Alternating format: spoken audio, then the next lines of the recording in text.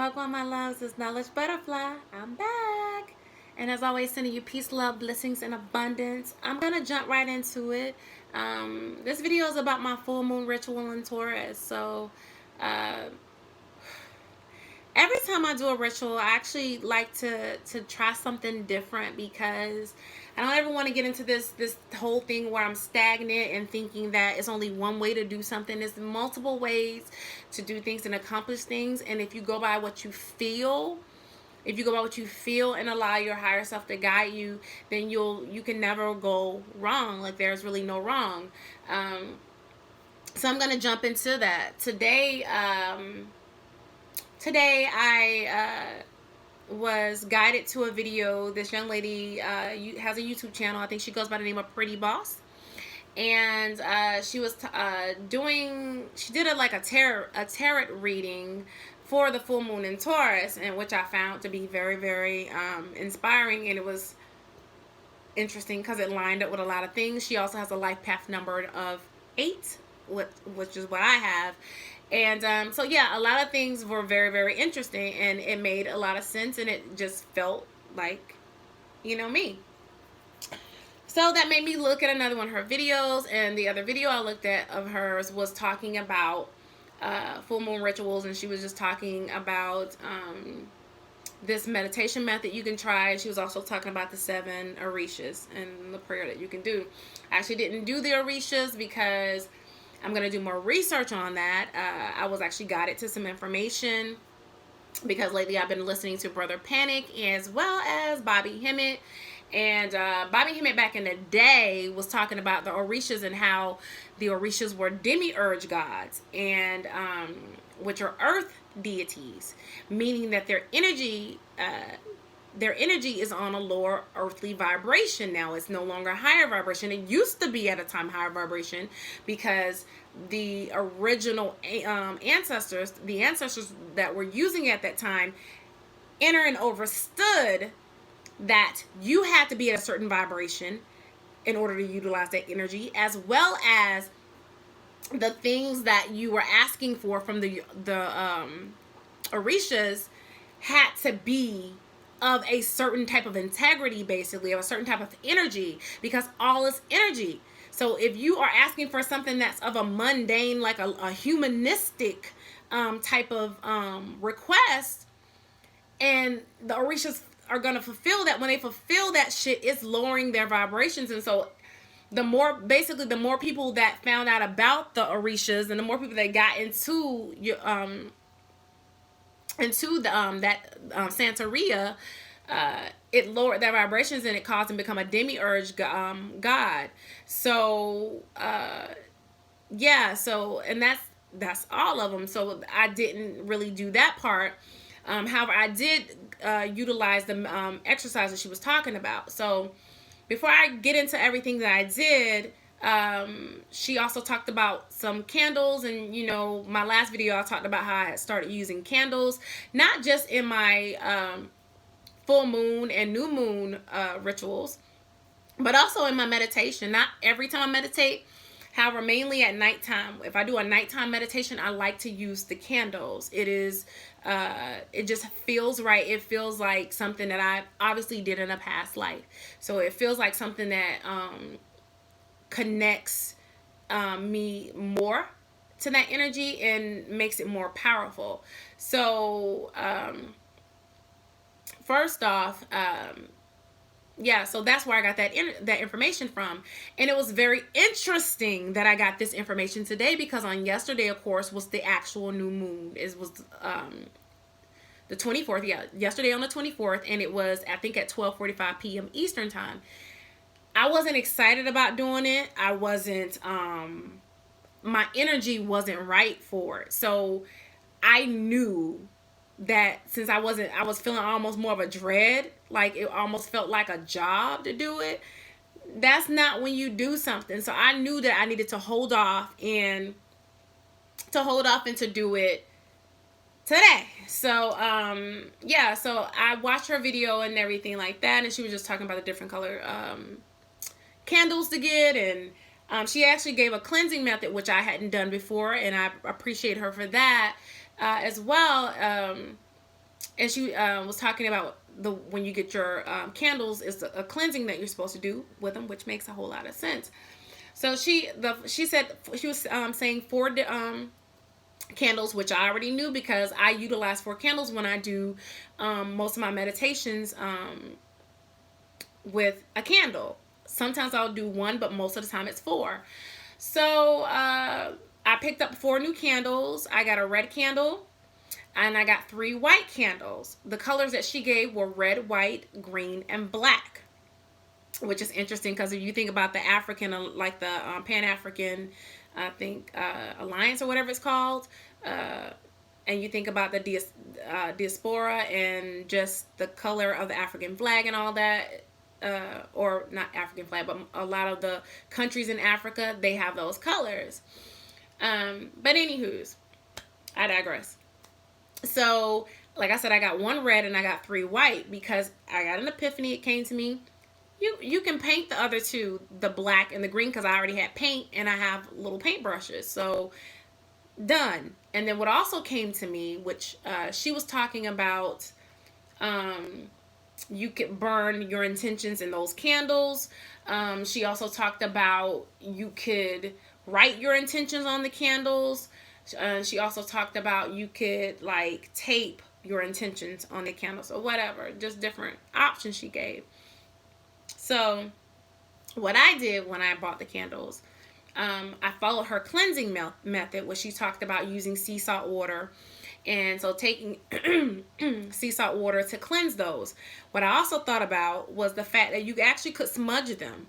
Because if you use sage to smudge you can use that for your crystals as well to clean that energy, and you use it for you cleanse your auric field. So you can also utilize it for your candles. Now, the reason why that's important for the cleansing of the candles, and also to remove all of the stickers like price tags and all of that shit, barcodes, is because it all carries an energy with it. The candles are energy, and then everybody that touched it had an energy that they transferred to the candle. Even when you checked out, the person had their own energy, right? So taking out all of the stickers and things like that, the plastic and all of that, of course, and then washing it and cleansing it in the sea salt water, that is a way to remove the negative energy. Then this is what I did. That was my own thing. I like doing things with my hands. Hello. Because I know that I have life force energy. I know that it's powerful. And I know that it'll be energy that's in my favor, that is beneficial for me. So after I cleaned the candles, before I painted them, I decided to carve certain symbols in each one of the candles. This is my first time doing that. So in the red candle, I carved like the kundalini, the snakes, going up the spine, going up Jacob's ladder.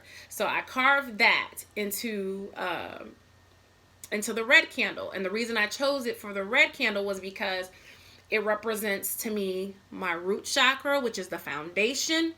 And then also because the kundalini starts in the root chakra. That's where it lays dormant for a lot of people. And I should say, because a lot of melanated people actually you tap into your kundalini even when you're not conscious, through sex and other things, because we have a connection to the universe due to our melanin. So anywho's, yeah, so that's why I carved that into the red candle. The white candle, I actually carved an Ankh into it. The white candle is purification, and it's also connection to my spirit guides and angel guides and all the spirits in the world that support me, that are helping me through my spiritual journey. So I put the Ankh there, which is the symbol of life. And I put that on there to represent my connection with the spirit world, and also the connection with the yin and the yang. Now, the two candles that I painted, I'll start with the green one. The green one, she was talking about is used for money and prosperity, also for the heart chakra. And that's mainly what it's for, is the heart chakra. However, it is also for prosperity. uh, since it's also for prosperity, I put the swastika.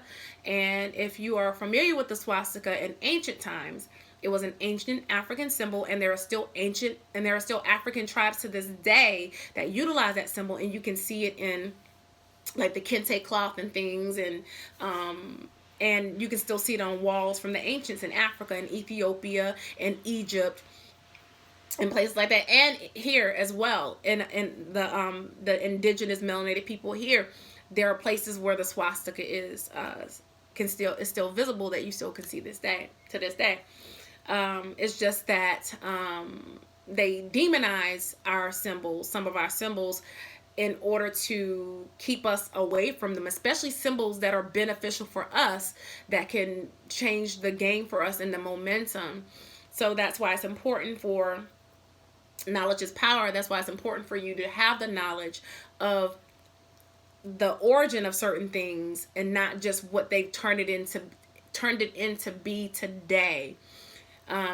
Yeah, so that one, the green one, I carved a swastika, and then the black one, which is black is for protection, I carved the pentagram, which is the 5-pointed star.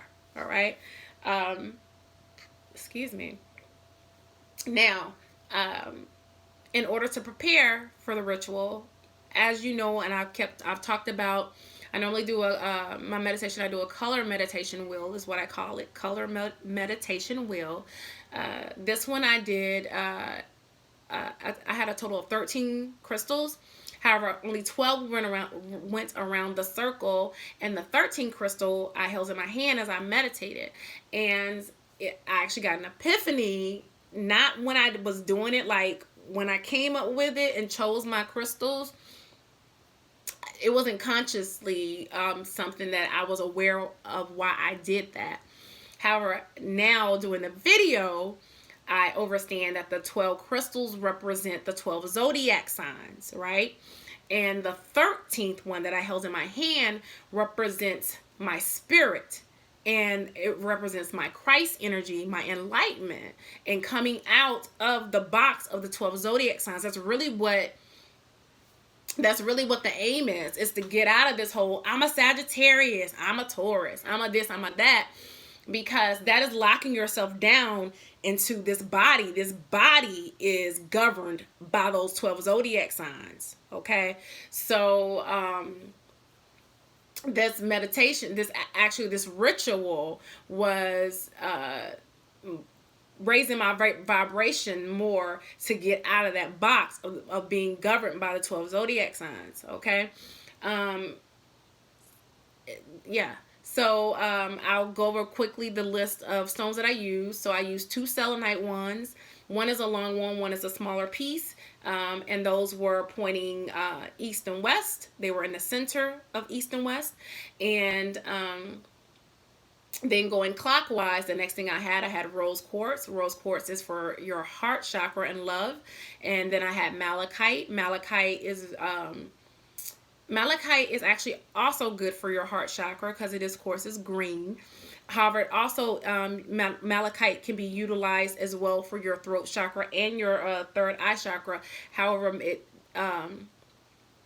with malachite, it's really, really good for getting rid of negative energy. However, it also does help with prosperity, just to let you know that too. Pyrite, I utilize that as well, which is also called fool's gold, which is also good for prosperity, and that's more in line with the solar plexus chakra. It probably can give a little bit of some for sacral, but it's mainly solar plexus chakra, that fire. And then the rainbow moonstone. Rainbow moonstone is a white stone, actually, and it's good for all your chakras and your auric field as a whole, to purify. And I actually had a lot of stones, I realize now, for purification. I actually had 4 stones in there for purification. So obviously that was something that I needed, because that's what my higher self guided me to. The next crystal I had was amethyst in there, and amethyst is tapping into that crown chakra, so that's connecting me to the ether. And then that was other selenite, and then past the selenite, the black tourmaline. Black tourmaline is protection, protection, protection, and that actually ties into all of the chakras, and it basically is removing all of the negative energies starting from the top and working its way down. It brings it all down to the root chakra, and it actually pulls from your auric field too. So it pulls all that energy down to your root chakra, so your root chakra can transmute that energy. It can disperse it. The next thing I had was clear quartz, and of course that's another white crystal, which is good for purification. So as like I said, the white crystal thing, it must have been needed. And then I have the South African bloodstone. Bloodstone is root chakra, and so the root chakra base, that foundation, and so I felt I needed that. And I really haven't worked with that one a lot, so that definitely tells me that I needed that. And when I think about the Taurus energy as well, that is probably a good one to have. Because Taurus is an earth sign, so it was good to have something that's more of an earthy type of crystal. Then the next one was green aventurine, and green aventurine, if you don't know, is the best for like relationships, like to help heal relationships. So it's good for like familial stuff. It's good for a love interest or your significant other. And then it's also good for business relationships. So if you're working on manifesting some things like I am, and creating business relationships, and also loving relationships, then green aventurine is a great one for you to utilize. And then it's also good for the heart chakra as well. So as you can see, the theme is purification and heart chakra, and then also cleansing out impurities from root chakra and grounding, foundation type stuff. And then the last one that I used in the circle is rhodonite. And rhodonite, if you're not familiar with that, is like a rose color or a pink color, and some of them have black in it, like mine's is pink and black. And that one's really good as well for the heart chakra. And but it's more on the line of helping you with any type of sadness, or it's really good for people who went through a breakup experience. And because I actually just recently kind of let someone go, because I've known for a while and I've been holding on to it, which is the ego holding on to it because it's comfortable and familiar. And not just that, I actually do care about this person. However, knowing that we're not here because I'm doing inner work and he's doing outer work. He's working from the outside in, and I'm working from the inside out. So that is a total contradiction, and there's nothing that I can do to make him be the person that I quote unquote want him to be. That's selfish on my part. So yeah, let him do the things he has to do and learn in his own time, and if he chooses to learn, because we all have to make that choice to want to do the inner work. That's a whole nother story. So actually rhodonite is perfect for me in healing and mending that. And then I had emerald, another green one, another heart chakra. However, emerald's also good for your throat chakra and your third eye chakra. And so that's the one I held during meditation. So the first thing that I actually did, funny thing, for the first time, because I had never done it. Let me see if it's, hold on a second. For the first time since I was a little girl, I had drawn my own pentagram. See if you can see that. My own pentagram. Now, this is the way I used to draw my stars when I was little. I always drew it like that. I always went this way. I used to think, oh, it's because it's easier. However, this is just shit that you already know. This is things that you already know. So I also had my pentagram in the circle, and I'm going to do some things. I'm going to actually decorate it and put some other things on it. And the pentagram, actually, I'm going to do a video on this probably tomorrow, but the pentagram represents Venus energy. And I'm going to explain why it taps into the Venus energy. So it was a really good thing for me to have that in the circle, even though the new full moon was in Taurus. or is in Taurus, Venus is still in retrograde. So that is actually playing into that Venus energy, and it's needed for that Venus energy that we're still experiencing, because Venus is in retrograde, still in Scorpio. So I had the pentagram as well in the center, and I had it turned upside down so it had more of the Baphomet energy, and which is important because with Venus being retrograde and Venus being in the underworld per se, that actually connects more with the Baphomet energy. All right, so, and that's just that coming to me now, me thinking, not thinking, but me feeling that being the reason why. So what else did I had? And I also like to keep paper next to me, because after I do my meditation, that's actually when I write my intentions down. So after I had everything set up with my crystals, then I placed my candles in certain places. So the red candle went behind me, directly behind me, which would have been in the west direction. And that was important because that was like my kundalini that's going down my back. So that's tapping into my spine. And then in front of me, the east, I had the green candle. And then on the north was my white candle for purity. And then on the south was my black candle for protection. That's just the way I felt that they needed to flow and go. I did my meditation. So I did the meditation where I pictured, this information was from Pretty Boss, but I pictured a white light in my heart chakra, and then that white light turning into a star, the white light shooting down to my she said navel, so I pictured my sacral chakra, and then that light turning into a star. Mind you, the star is still, you still are visualizing the star in your heart chakra. However, a light shoots down from that star to your sacral, and then it creates another star, and then from your sacral it shoots up to your head. So you can either picture it shooting to your pineal gland or shooting to your crown chakra, and then that light turning into a star. So it's like a cleansing light going through all of your chakras then. So except for, it sounds like except for if you did the sacral, it wouldn't really hit your root. So you could have pictured it going to your root.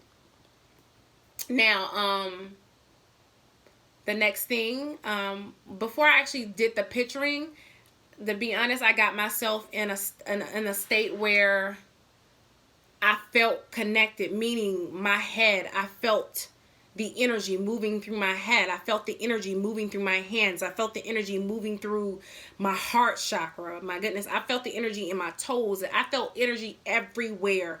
I felt it moving. So that I was tapped into my higher self.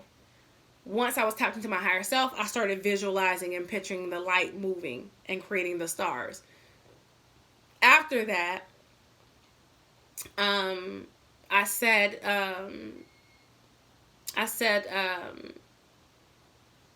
some words, kind of like almost like an affirmation, but just tapping into my higher self and spirit, and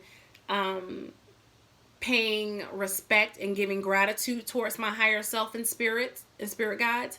Then after that, I finished my meditation, allow myself to calm down a little. Then I wrote my intentions, because then that's coming from my higher self. After I did that, I ran my bath water, and I set I moved the 4 candles into the bathroom. I didn't allow thought to come into the process. The left corner in front of me, I placed the green one. The right corner in front of me, I placed the white one. The back corner to my left, I placed the red one. And then the right corner to the back, I placed the black one. And it was a spiritual bath. So I placed Epsom salt in there and some sea salt, and then I let that sit.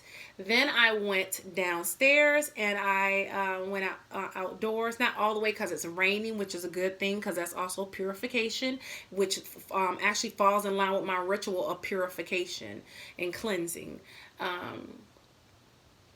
So then I read off my paper. I always read it 3 times. Well, before I read off my paper, I always, give thanks and reverence and respect and pay homage to the Divine Mother, the Cosmic Mother, the Divine Father, and to all of the spirits that protect me, my spirit guide, my higher self, and then also to my ancestors, like my familial earthly ancestors that have transitioned to the spirit realm, like my mother. Then I read the paper 3 times. I always read it 3 times. Then I did something different though. At the end, I said, "So shall it be." Then I set it on fire. Every time now that and it went up like that, just to let you know. But every time that now that I do my my intentions, I have realized that it's less and less stuff on there. Where it used to be like 2 pages, maybe 2.5 pages of shit. It was not even I put spacing, between it, but it didn't even go all the way down to the bottom of the page. I always sign my page as well. That's another thing I didn't say. I always sign my page. So yeah, just let it go up in smoke. And then I came in and did my spiritual bath. That was my first time doing a spiritual bath. So I did my meditation first. That was the first stage. Wrote my intentions down. Ran the water for my spiritual bath. Went outside. So the second step was going outside, and it was reading off my intentions, the things that I wanted to release, and then setting the fire to send the smoke up, send the energy up into the ether. And then I took my spiritual bath. That was the third step, where I just laid in the bathtub and closed my eyes. It was open some of the time as well, because you can stare into a candle, and that will put you in a trance state, which will help you shut the chatter off in your fucking head. The conscious mind to shut that bitch down, and then allow for your subconscious mind to come and take over, which is that quiet, that peace, that deep, the dark, where the darkness lies. That is the underworld, your subconscious. So because it's literally under your conscious, it's under the world of illusion. So you have to cut that world of illusion out of the picture when you get into a meditative state. So yeah, like I said, it was definitely divinely led for me to do my full moon ritual on today, because not only did I tap into the energy of Pretty Boss and get information from her, also the energy just didn't feel right yesterday. So if something doesn't feel right, you shouldn't do it, because like I said, it felt more like a job, and if it feels like a job, that I'm not going to put out the correct energy. So today made sense as well, because today is Thursday, which is Jupiter Day, Thor's Day or Jupiter Day. And so I'm tapping into the energy of expansion and good luck. Good luck and wealth is actually associated with the planet Jupiter. And so, yeah, tapping into that energy as well when I'm doing my full moon ritual. And then having all of the heart chakra stones, 3 of them being green, that's tapping into the money energy as well, is a reason why money is green. And then having my green candle. So just knowing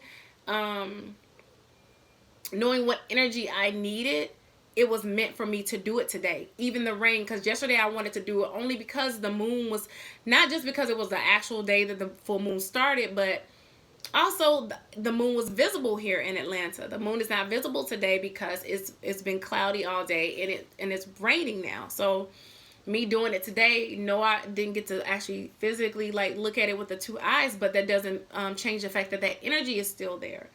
And you can do full moon and new moon rituals about 3 days after the actual event has happened. So you don't have to ever feel like you have to do something on that day. If your energy, if it don't feel right, do not do it, because you're actually not putting out the right energy that you want.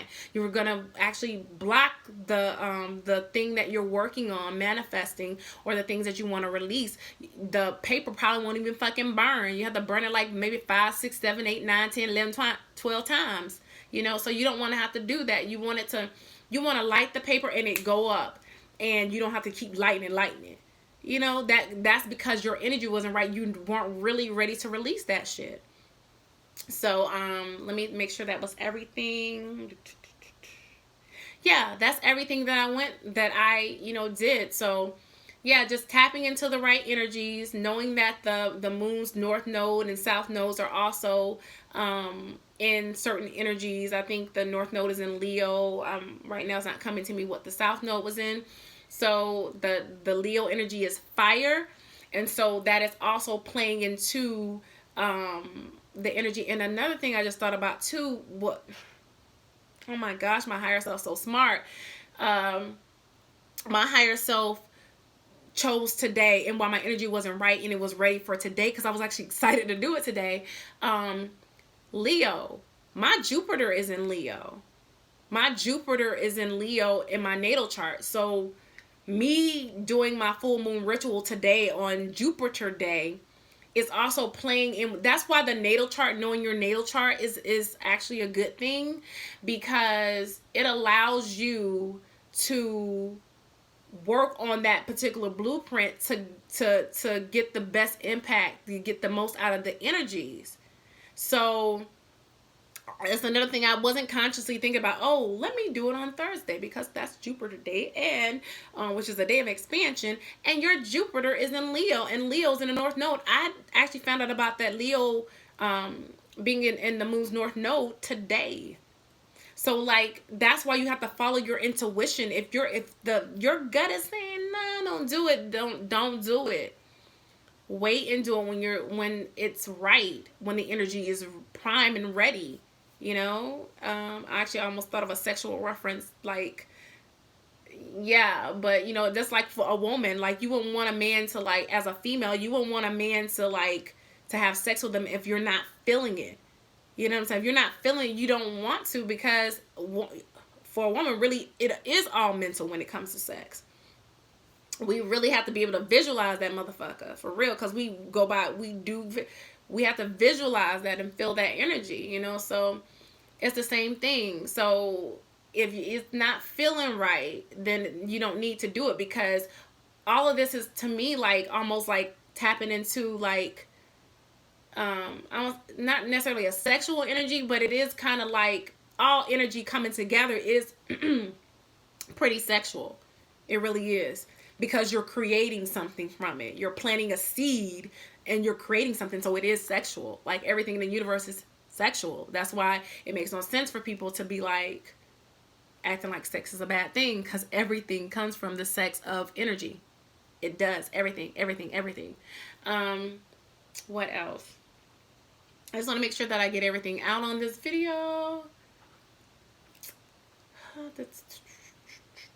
I think that's it, my loves. Oh, and then with your candles, you do not blow them out. That's something new I'm doing, because normally I'll go ahead and, after I let them burn for a little while, I'll go ahead and blow them out. But as you know, if you're familiar with Roman Catholics, people go to the church, and they'll light their candle for somebody, and they don't blow out the candle. They leave it lit.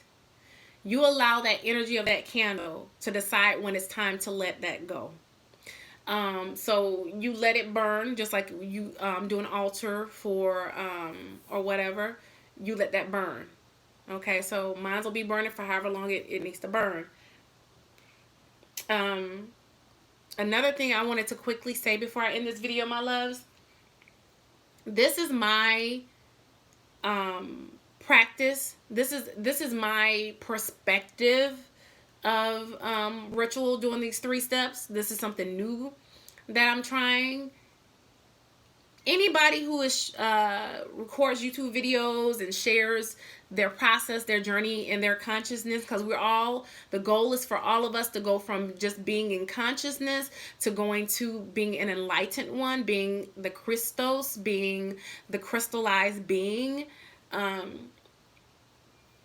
is the goal of a spiritual journey. That's why in some of my earlier videos, I would say my spiritual journey to enlightenment, or the spiritual journey to enlightenment, because I'm talking about my journey to getting to a point of enlightenment. So all we can do is tell you our perspectives and from our experience, because all of this is based upon our experience, and that we are working to become what we truly are, our true self, and tapping back into that true self, and allowing the human self, that human side, to like go down to the bottom, and allow your higher self, let your soul be your guide, your higher self to take the seat, the primary seat, where your human brain has been running the show. And that's why your life, my life, or whoever's lives have not been going according to the soul's purpose, and why so many people are depressed and all those things. That is the purpose of it, is tapping into that so that we can be led by spirit and not by the human flesh.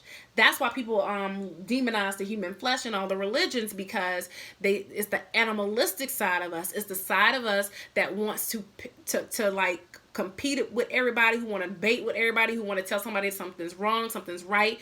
Is not the spirit, because the spirit knows that everything in this universe serves a purpose. Everything. And so